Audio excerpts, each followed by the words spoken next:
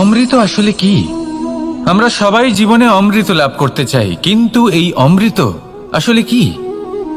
এ কি অমরত্ব লাভ করার কোনো মন্ত্র, নাকি সামনে এগোনোর কোনো পথ, নাকি অমৃত সেই রস যা অসুর আর দেবতারা সমুদ্র মন্থন করে লাভ করেছিলেন, নাকি সেই ওষুধ যা ঋষি মুনিরা ভ্রমণ করে খুঁজে বের করেছিলেন? অমৃত যদি কিছু হয় তাহলে তা হলো আশা। কখনো কোনো মাতাকে দেখুন, উনি নিজের সন্তানকে কত আগলে রাখেন, তার যত্ন নেন, তার পালন পোষণ করেন, এই আশা নিয়ে যে পরবর্তী জীবনে এই সন্তান খুব বড় কিছু করবে, ওনাদের খুব ভালোবাসবে। এবার আগামী দিনে কি হতে চলেছে তা আমরা জানি না, পর মুহূর্তে কি হতে চলেছে তা আমরা জানি না, আগামী মুহূর্তে আপনি জীবিত থাকবেন কিনা সেটাও আমরা জানি না। কিন্তু আমরা অনেক বছরের পরিকল্পনা বানিয়ে ফেলি, সেটা অবশ্য মন্দ নয়। দেখুন, জীবন যাপন করার এই আশা, এটাই ভবিষ্যতের আধার হতে পারে। তাই এই আশা হলো গুরুত্বপূর্ণ, তাই একে নিজের সাথেই রাখুন। কথায় আছে যে ব্যক্তি নিরাশ হয়ে পড়েন, যার মধ্যে কোনো আশা বাকি থাকে না, তিনি হয়তো বেঁচে আছেন কিন্তু একটা মৃত জীবন যাপন করছেন। তাই এই আশার সঙ্গ কখনো ত্যাগ করবেন না, একে চিরকাল নিজের সাথেই রাখুন। জীবন আনন্দময় হয়ে উঠবে, আর এই হৃদয় তা ভালোবেসে বলবে রাধা রাধা। মানুষের সবথেকে বড় শক্তি কি? তার বাহুবল, অর্জন করা ধন, নাকি তার পেছনে দাঁড়িয়ে থাকা তার সমর্থক বা প্রশংসকদের দল, নাকি ঈশ্বরের আশীর্বাদ? সেটা কি? মানুষের সবথেকে বড় শক্তি হলো একটাই, আর তা সকলের মধ্যে আছে, আর তা হলো তার নিজের অস্তিত্ব, যা অন্য কারোর মধ্যে নেই। সংসারে অনেক লোক রয়েছেন, কিন্তু কেউ আপনার মতো নন। এটা হলো আপনার শক্তি, এ হলো আপনার নিজস্ব শক্তি। দুর্ভাগ্যবশত বেশিরভাগ মানুষ এটা বুঝতে পারেন না, নিজের শক্তিকে চিনতে পারেন না। কিন্তু যদি আপনি চিনতে পারেন, তাহলে আপনি নিজের অন্তরে অনুভব করবেন একটা অসীম শক্তির অস্তিত্ব। যে সাফল্যের পথে আপনি চলছেন, আপনি দেখবেন যে এই সাফল্যের দ্বার নিজে থেকেই খুলে গেছে। শুধু প্রয়োজন হলো নিজের এই শক্তিকে চিনে নেবার, নিজের এই বিশেষত্বকে বোঝার। কারণ এই যে আপনার বিশেষত্ব, এ কোনোদিনও আপনার থেকে দূরে চলে যাবে না, চিরকাল আপনার সাথে জড়িত থাকবে। যদি আমি বাহুবলের কথা বলি, সময়ের সাথে সেটা চলে যাবেই। যদি কথা বলি অর্জিত ধনের, তাহলে সময়ের সাথে সেটাও চলে যাবে। মিত্র, পরিবার, বন্ধু, আশীর্বাদ, এই সব কিছু আপনার থেকে দূরে চলে যেতে চলেছে, সেটা আপনিও জানেন। কিন্তু এই যে আপনার অস্তিত্ব, আপনার বিশেষ শক্তি যা শুধু আপনার সাথে আছে, তা চিরকাল আপনার সাথেই জুড়ে থাকবে। দরকার হলো শুধুমাত্র এটা চিনে নেওয়ার, নিজের উপর বিশ্বাস রাখার, আর জীবনে এগিয়ে চলার। আপনি যদি এটা করেন, তাহলে সবাই এটা দেখে আপনার থেকে শিক্ষা নেবেন। তাহলে এটাই করুন, আর আমার সাথে ভালোবেসে বলুন রাধা রাধা। জীবনে অনেক সময় আমরা সমস্যার জালে এমন ভাবে জড়িয়ে পড়ি যে আমরা বুঝতেই পারি না যে আমাদের কি করা উচিত, কার সাহায্য চাইবো, কার সাথে দেখা করব, বুঝতেই পারি না। অনেক সময় এমন হয় যে সমস্যা আমাদের থেকে শুরু হয় না, অন্য কারোর থেকে শুরু হয়। অনেক সময় এই সময় এমন খেলা খেলে যে আপনি সেই সমস্যায় ফেঁসে যান। কিন্তু সমস্যা যেখান থেকেই শুরু হোক না কেন, সেই সমস্যার সমাধান আপনাকে করতেই হবে। অনেক সময় মানুষ এমন বলেন, আমার অতীত এত বাজে, সেটা শুধরে কি হবে? এই ভুলটাই তারা করে বসেন। দেখুন, আগে যা হয়ে গেছে, যা শুধুই অতীত, যা সত্য তা কখনো বদলানো যাবে না। কিন্তু এটাও সত্যি যে এখন থেকে সামনের যে পথ, সেটাও আপনার হাতে রয়েছে। আপনি একে ভালোও বানাতে পারেন, খারাপও বানাতে পারেন। তাই আপনার এটা শুধরে নেওয়াই উচিত। কারণ মানুষ আসলে তার নিজের অতীতকে নয়, তার বর্তমানকে প্রভাবিত করতে পারে। এই বর্তমানই পরবর্তীকালে অতীত হবে, যা আপনি শুধরে নিতে পারেন। তাই আপনি সেই চেষ্টাই করুন, নিরন্তর চেষ্টা করুন। ধন্যাত্মক দৃষ্টিভঙ্গি নিয়ে নিজের বুদ্ধি প্রয়োগ করুন, সাহসের সদ্ব্যবহার করুন, যাতে আপনার আগামী সময় আপনি আরো ভালো করে তুলতে পারেন। আপনার সমাপ্তি আর সমাপ্তির পথে এই যাত্রা, তাকে আপনি সুখময় করে তুলতে পারেন। তাহলে এটাই করুন আর আমার সাথে ভালোবেসে বলুন, রাধা রাধা। আমাদের এই বর্তমান আর ভবিষ্যৎকে সুন্দর করার উপায় কি? কেউ বলবেন আজ নিরন্তর পরিশ্রম করতে থাকো, কর্ম এবং চেষ্টা করতে থাকো। তার থেকেও বেশি গুরুত্বপূর্ণ কিছু আছে, বিগত অতীতের সাথে শান্তি স্থাপনা করা। কারণ অনেক সময় আপনার এই অতীত আপনাকে সামনে অগ্রসর হতেই দেয় না। আর অতীতের এই বিতৃষ্ণা যদি আপনি ভুলতে না পারেন, তাহলে বর্তমানের এই মিষ্টি সুখ আপনি কিভাবে উপভোগ করবেন, ভবিষ্যৎকে কিভাবে সুন্দর বানাবেন?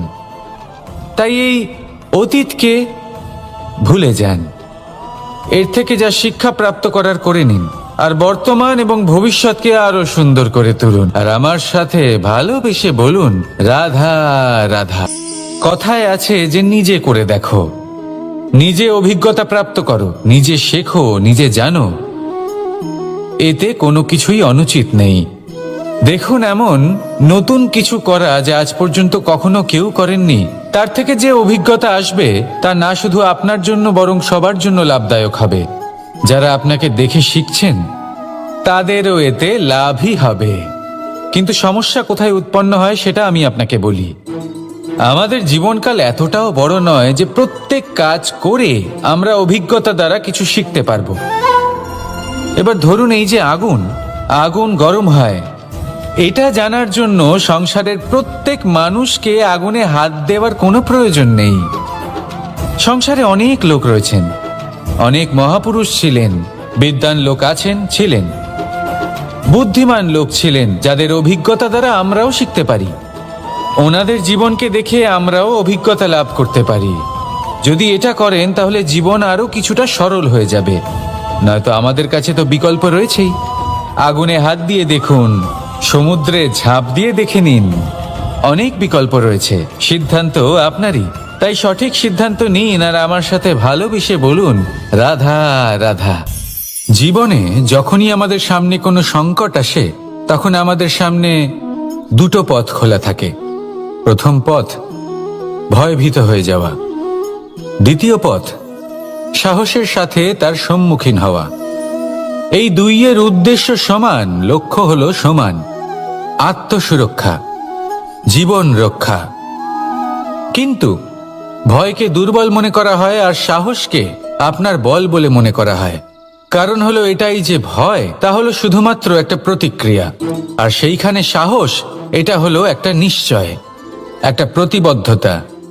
আর যদি সাহসের সাথে আপনি সংকটের সম্মুখীন হন, তাহলে হয়তো সেই সংকট আপনি চিরকালের মতো দমন করতে পারবেন। কারণ বিপদ যখন আসে তখন সর্বপ্রথম আমাদের দ্বন্দ্ব হয় এখানে, মনে। সেই বিপদের সম্মুখীন আমরা এখানে হই। যদি এই হৃদয়কে, এই মনকে আপনি সাহসী করে তুলতে পারেন, তাহলে তাতে কখনো ভয় আসবে না। আর সেই বিপদের সম্মুখীন হওয়াও সরল হবে, জয়লাভ করাও সরল হবে। তাই নিশ্চিত রূপে সাহস হলো অধিক শ্রেষ্ঠ। জীবনে যখনই কোনো সংকট আসবে, তখনই সাহসের সাথে তার সম্মুখীন হন। আর আমার সাথে ভালোবেসে বলুন, রাধা রাধা। পরিস্থিতি কখনো এটা ভালো থাকে, আবার কখনো মন্দ হয়ে যায়।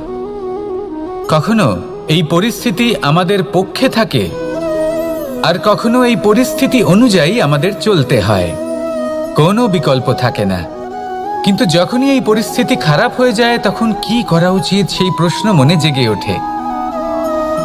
পরিস্থিতি যখন প্রতিকূল হয়, তখন আমরা কিছু হারালে তা হারিয়ে ফেলি, ঠিক আছে, কিন্তু যা বাকি আছে সেটা আমরা আগলে রাখতে পারি।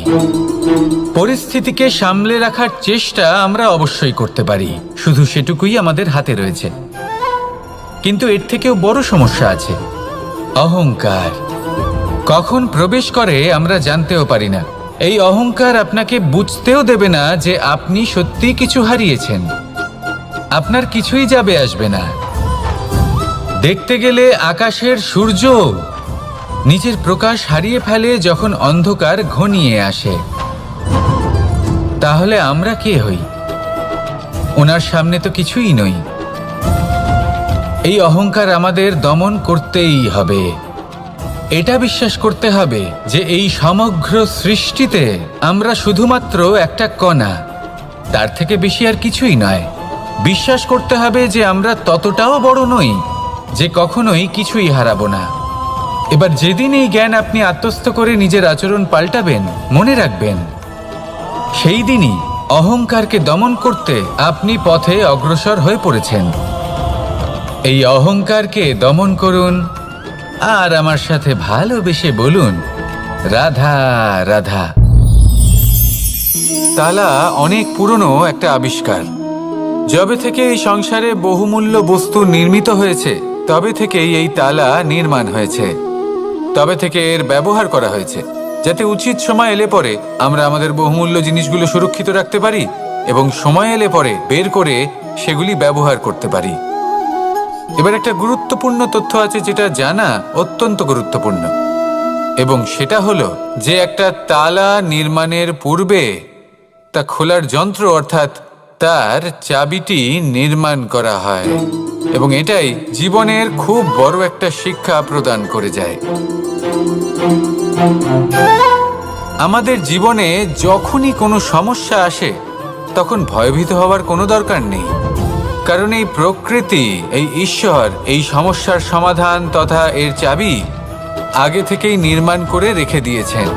শুধু দরকার হলো সেই সমস্যার ঊর্ধ্বে উঠে সেই সমাধান খুঁজে বের করা। মানুষ অনেক সময় সমস্যা দেখে ভীত হয়ে পড়েন, চিন্তিত হয়ে পড়েন, নিজের বিবেক হারিয়ে ফেলেন। আপনার শুধু এই মনকে শান্ত করা প্রয়োজন। এই শান্ত মনের সাথে এই সমস্যার নিবারণ খুঁজে নিতে হবে। তাই সমস্যা যতই তীব্র হোক না কেন, ভয় পাওয়ার কোনো প্রয়োজন নেই। পরম শান্ত মনে সমাধান খুঁজে বের করুন। আসুন আমার সাথে ভালোবেসে বলুন, রাধা রাধা। মানুষ বড়ই বিচিত্র প্রাণী। অধিক থেকে অধিকতর ধন লাভ করার চেষ্টায় নিজের শরীরকে নষ্ট করে ফেলেন, নিজের শক্তি হারিয়ে ফেলেন, নিজের সামর্থ্য হারিয়ে ফেলেন। আর যে ধন লাভ করেন সেটা কোথায় যায়? সেই শক্তি, সেই সামর্থ্যকে আবার ফিরে পাওয়ার জন্য। আর কিছু মানুষ জীবন এমনভাবে যাপন করেন যেন তা কখনোই শেষ হবে না, কিন্তু শেষ তো সবারই হবে। আর যখনই শেষটা কাছে চলে আসে তখন মানুষ এটা বুঝতে পারেন যে সে জীবনকে উপভোগ করেননি। তার কারণটা কি? লালসা। এই লালসা জন্ম দেয় লোভকে, আর এই লোভ জন্ম দেয় আপনারই বিনাশকে। সেই জন্য আজ আপনার কাছে যা কিছু আছে, যেমনটা আছে তার সাথে জীবন যাপন করুন, পূর্ণরূপে যাপন করুন। আপনার কাছে যতই ধন, শক্তি, মান থাকুক, তা সবার মধ্যে ভাগ করতে শিখুন। ভাগ করলে ভালোবাসা বাড়ে, আর এই ভালোবাসা দ্বারা জীবন আরও সুখময় হয়ে ওঠে। তাহলে আসুন আর আমার সাথে ভালোবেসে বলুন, রাধা রাধা। মানুষ সত্যের সাথে অবগত হবার জন্য ব্যাকুল হয়ে থাকে, চিরকাল চেষ্টা করতে থাকে। জন্ম থেকেই তার মনে এই ইচ্ছে জাগ্রত হয় সত্যিটা কি সেটা জানতে। এবার এই ইচ্ছে, এটা পূর্ণ কিভাবে করা যেতে পারে? কারণ মনে হয় যে জ্ঞান অর্জন করলেই এই ইচ্ছে পূর্ণ হতে পারে। তাই কেউ কেউ জ্ঞানের পেছনে ছুটতে থাকেন। কেউ এটা ভাবেন যে এই ইচ্ছে পূর্ণ করা যেতে পারে ধন আর শক্তির দ্বারা, তাই তারা ধন আর শক্তি প্রাপ্ত করতে চান। কেউ আবার ভাবেন যে অন্তরের মন্থন দ্বারা এটা সম্ভব হতে পারে। এবার এটাও সত্যি যে মন্থন করলে অমৃত লাভও সম্ভব হতে পারে, কিন্তু তার জন্য এই মন্থন করার জন্য একটা উচিত দিকে অগ্রসর হওয়া প্রয়োজনীয়। উচিত সংযমের দ্বারা সামনে এগোতে হবে, আর কোনো আশা না করে সামনে এগিয়ে যেতে হবে, তবেই এটা সম্ভব হতে পারে। একটা বাদ্যযন্ত্রের কথা ভেবে দেখা যাক। তার থেকে সুর তখনই নির্গত হয় যখন তার তারগুলি ঠিক করে বাঁধা হয়। যদি বেশি বেঁধে ফেলা হয় তাহলে তার ছিঁড়ে যেতে পারে, আর যদি ঢিলে থেকে যায় তাহলে তার থেকে উচিত সুর নির্গত হবে না। একটা অত্যন্ত গুরুত্বপূর্ণ কথা মনে রাখবেন, সত্যকে লাভ করার প্রাথমিক আধার হলো অনুশাসন। জীবনে এই অনুশাসন আনুন, সত্য আপনা আপনি আপনার কাছে চলে আসবে, আর এই মন প্রসন্ন হয়ে বলবে রাধা রাধা। জীবনে যখনই কোনো কঠিন কাজ আমাদের সামনে আসে, তখন আমরা কারোর না কারোর থেকে সাহায্য চাই, যেটা উচিত। কিন্তু যদি যে কোনো ছোটখাটো বিষয়ে আমরা সাহায্য চাইতে শুরু করি, তাহলে কি হবে? তাহলে আমরা নিজেদের সামর্থ্য, নিজেদের যোগ্যতাকে কখনো বাড়তেই দেব না, না আমাদের শক্তি কখনো বাড়বে। কারণ এটা আমাদের অভ্যেস হয়ে যাবে। যাই ঘটুক, আমরা কারোর থেকে সাহায্য চাইতে চলে যাব, এটাই আমাদের স্বভাব হয়ে যাবে। সেই জন্য আমাদের যেটা করা উচিত সেটা হলো, যতক্ষণ না আর কোনো উপায় থাকছে ততক্ষণ আপনি কারোর থেকে সাহায্য চাইতে যাবেন না। চেষ্টা করুন, যা সংকট থাকুক, সমস্যা থাকুক, পরিস্থিতি যতই কঠিন হোক, নিজে সমাধান করতে চেষ্টা করুন। যতটা পারবেন আত্মনির্ভর হওয়ার চেষ্টা করুন। যদি এটা করতে পারেন, তাহলে আপনি অনেক কিছু শিখবেন। দিন প্রতিদিন আপনার জীবন আরও বেশি উজ্জ্বল হয়ে উঠবে, ব্যক্তিত্বের বিকাশ ঘটবে, আপনার শক্তি বৃদ্ধি পাবে, যোগ্যতা বৃদ্ধি পাবে, আত্মবিশ্বাস জেগে উঠবে, আর আত্মনির্ভর হয়ে মন বলবে রাধা রাধা। আমাদের জীবন হলো একটা উপবনের মতো, যেখানে কাঁটাও আছে আবার ফুলও আছে। আর যদি আপনি ফুল লাভ করতে চান, তাহলে কাঁটার সংস্পর্শে তো আপনাকে আসতেই হবে। এটাই জীবনের সত্য। আমাদের জীবনে, আমাদের পরিবারে, আমাদের সমাজে দেখবেন ভিন্ন ভিন্ন ধরনের মানুষ আছে। কেউ আছেন দুর্জন, কেউ সজ্জন, কেউ শত্রু হন তো কেউ মিত্র। যদি আপনি দুর্জনদের কাছে যান, তাহলে শুধুই কষ্ট পাবেন।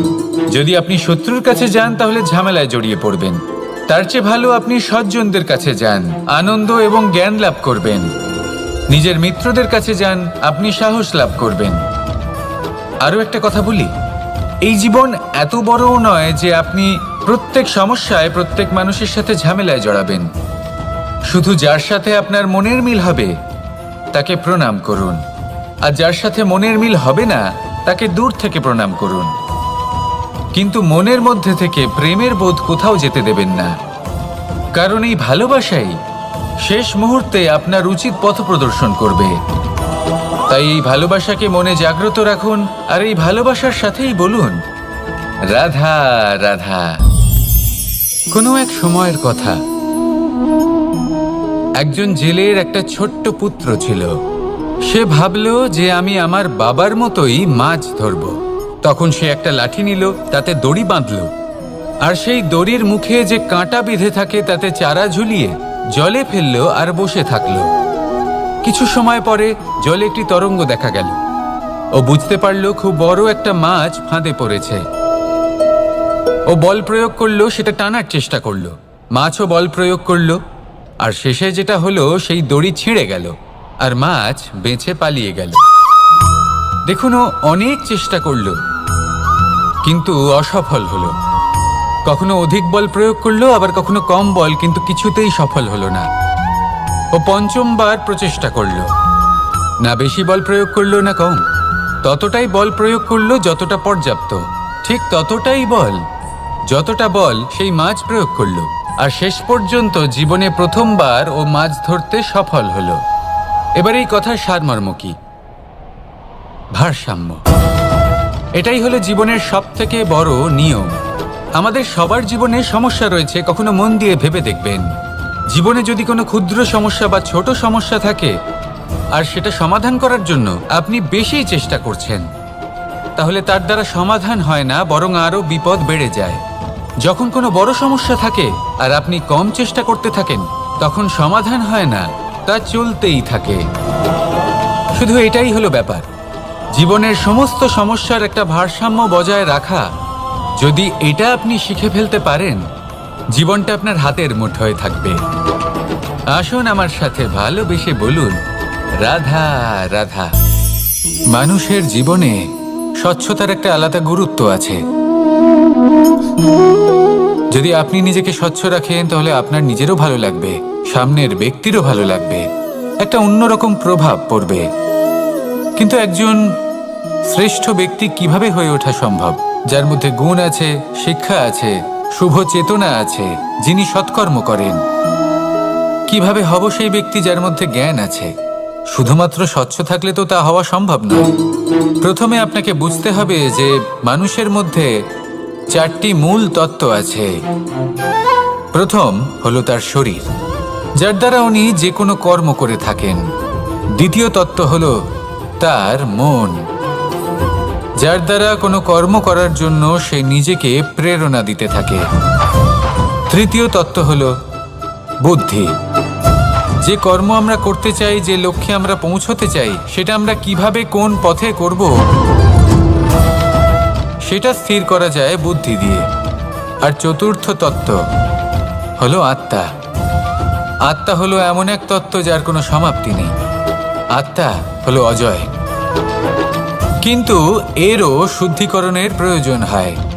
এই 4টি তত্ত্বের শুদ্ধিকরণ করতে থাকুন, এদের নির্মল রাখুন, শুদ্ধ রাখুন। এবং এটা কিভাবে হবে? শুভ চেতনা দ্বারা, জ্ঞানের দ্বারা, এবং সব থেকে বেশি গুরুত্বপূর্ণ প্রেমের দ্বারা। আসুন আমার সাথে ভালোবেসে বলুন, রাধা রাধা। একে বালি বলুন, মাটি বলুন বা ধুলো বলুন, এ দিয়ে কত কিছু করা সম্ভব। এ দিয়ে আপনি নিজের বাসস্থান নির্মাণ করতে পারেন, প্রাচীর গড়ে তুলতে পারেন, অট্টালিকা নির্মাণ করতে পারেন। কিন্তু যদি এই বালিকে আপনি মুষ্টিবদ্ধ করে রাখতে চান, তাহলে তা হাত থেকে ফসকে যাবে। আপনি কখনোই একে মুষ্টিবদ্ধ করতে পারবেন না। এরকমই হয় আমাদের জীবন, আর এরকমই হয় সময়। এই মুষ্টিবদ্ধ করা বালির মতো। সময়কে আমরা বাধা দিতে পারবো না, আটকেও রাখতে পারবো না। এ হলো প্রবাহমান। জন্ম থেকে মৃত্যু পর্যন্ত এই যে সময়, তা খুবই সীমিত। আর এই সময় আমরা যেটাই করি তার দ্বারাই আমাদের মূল্য নির্ধারিত হয়। আর এই সংসার থেকে চলে যাওয়ার পরেও এই সংসার এই সব কর্মের জন্যই আমাদের মনে রাখে। তাই যদি আপনি এটা ভাবেন যে আজ যে কর্ম করার ছিল আমি না হয় কাল করে নেব, কাল আমার লক্ষ্যে পৌঁছানোর কথা ছিল আমি পরশু পৌঁছবো, না, এই সময় খুব মূল্যবান, একে নষ্ট করবেন না। এই সময়কে সদ্ব্যবহার করুন, মহান হবার পথে অগ্রসর হন। একে যদি মুষ্টিবদ্ধ করে রাখার চেষ্টা করেন, এই সময় থেমে থাকবে না। আসুন আমার সাথে ভালোবেসে বলুন, রাধা রাধা। আমরা চাই বা না চাই, আমরা সবসময় নয় কোনো না কোনো লক্ষ্যের দিকে এগিয়ে চলেছি বা কোনো না কোনো যুদ্ধ করেই চলেছি। যেমন যে যুদ্ধ মনের মধ্যে চলছে সেগুলো হলো অন্তর্মনের যুদ্ধ। যেমন পরিবার প্রতিপালনের যুদ্ধ, কর্তব্য পালনের যুদ্ধ, কোনো প্রিয়জনকে না হারানোর যুদ্ধ। এসব যুদ্ধ মনের মধ্যে চলে এবং সেদিক থেকে দেখতে গেলে আমরা হলাম এই সংসারের সব থেকে বড় যোদ্ধা, তাই না? কিন্তু এই সব যুদ্ধে যদি আপনি জয়ী হতে চান তাহলে 3টি বিষয় আপনাকে মাথায় রাখতে হবে। প্রথম হলো সেই ব্যক্তি যিনি এই যুদ্ধে পরাজিত হয়েছেন তাকে নিজের থেকে দূরে করে দেবেন না, বরং আপনি তার কাছে যান, তার সাথে কথা বলুন, কথাবার্তা চালান, আলোচনা করুন, তার থেকে পরামর্শ নিন এবং বুঝতে চেষ্টা করুন উনি কি ভুল করেছিলেন এবং সেই ভুল নিজের জীবনে করবেন না। দ্বিতীয়, সেই ব্যক্তি যিনি এই যুদ্ধে জয়লাভ করেছেন তার অভিজ্ঞতা থেকে শিখুন। তিনি কি কি পদক্ষেপ নিয়েছেন, কিভাবে তিনি প্রারব্ধের গতিপথ বদলে দিয়েছেন, কোথায় বুদ্ধি প্রয়োগ করেছেন আর কোথায় বল প্রয়োগ করেছেন, এই সব কিছু তার থেকে শিখুন। এবং তৃতীয়, আপনার নিজের বিবেক, তার কোনটা উচিত বোধ হচ্ছে, কোনটা অনুচিত বোধ হচ্ছে, সেটা বুঝে নিন। যদি এই 3টি বিষয় আপনি বুঝতে পারেন তাহলে ধরে নিন যে আপনি সাফল্যের পথে অগ্রসর হয়ে চলেছেন। আসুন আমার সাথে ভালোবেসে বলুন, রাধা রাধা।